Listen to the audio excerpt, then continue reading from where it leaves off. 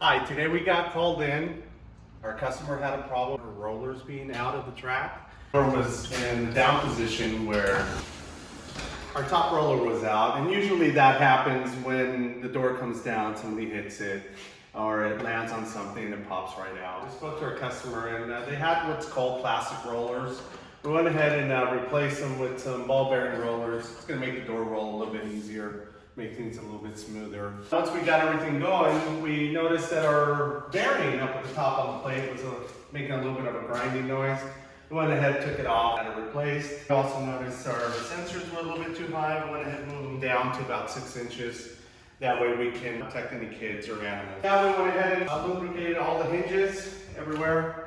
Get everything nice and smooth. We perform a couple little safety tests. Check the sensors, we cross in front of it. Everything seems to be working. It reversed as it should be. Once we did that, she liked it so much that we went ahead and replaced all of our second door as well. We checked all her bearings, everything, kind of did the same tune-up, and we're pretty much done here. Everything's working great.